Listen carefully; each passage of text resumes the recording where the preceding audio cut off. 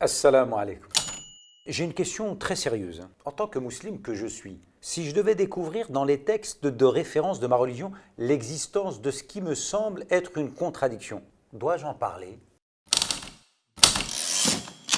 Dois-je en parler? En ai-je le droit, sans pour autant me faire taxer de pollueur de l'islam? Ou alors, dois-je dissimuler l'affaire pour ne pas que les ennemis de l'islam ne s'en servent pour le salir? Ou encore, pour ne pas que les musulmans faibles ne se trouvent assaillis par les doutes?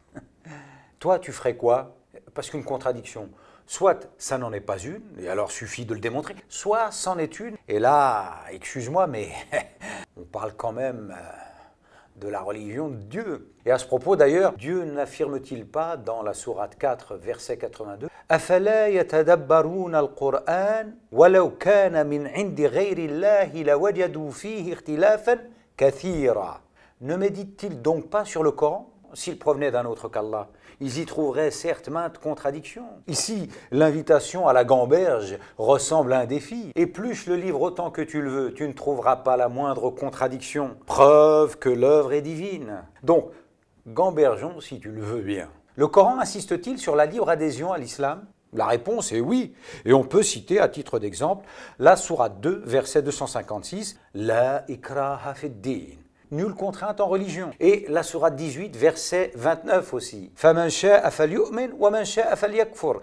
Qui compte le veut qu'il croit et qui compte le veut qu'il mécroit. De même que la sourate 10, verset 99. وَلَوْ شَاءَ رَبُّكَ لَآمَنَ مَنْ فِي الْأَرْضِ كُلُّهُمْ جَمِيعًا أَفَأَنْتَ تُكْرِهُ النَّاسَ حَتَّى يَكُونُوا مُؤْمِنِينَ. Si ton Seigneur l'avait voulu, tous ceux qui sont sur la terre auraient cru.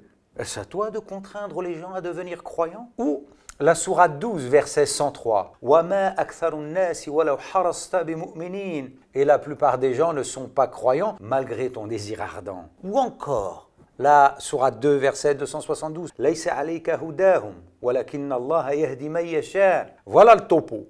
Pour ce qui est du Coran, être croyant, c'est l'être de manière responsable. Et on ne peut prétendre être responsable sans liberté.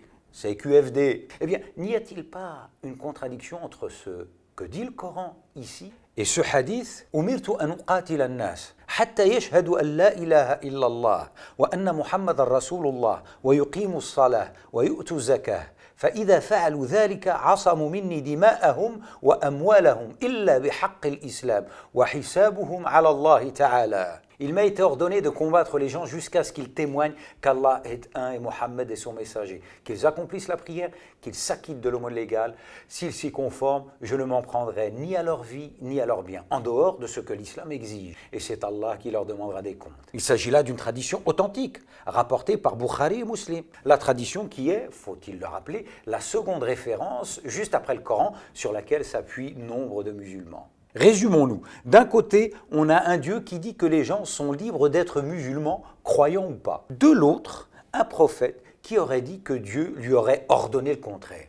Si on ajoute à ça le fait que les musulmans s'enorgueillissent d'avoir un Dieu de miséricorde, qui qualifie lui-même le prophète qu'il a envoyé de miséricorde pour tous les humains. وَمَا أَرْسَلْنَاكَ إِلَّا رَحْمَةً لِلْعَالَمِينَ. Sourate 21, verset 107.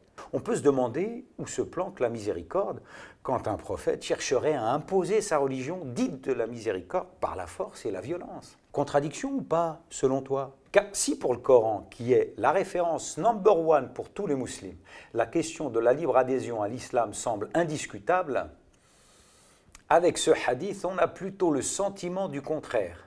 Tu vois le dilemme? On fait quoi là? On ferme les yeux? On en cause pour essayer de piger ce qui ne va pas? La suite dans le prochain épisode du musulman qui te veut du bien.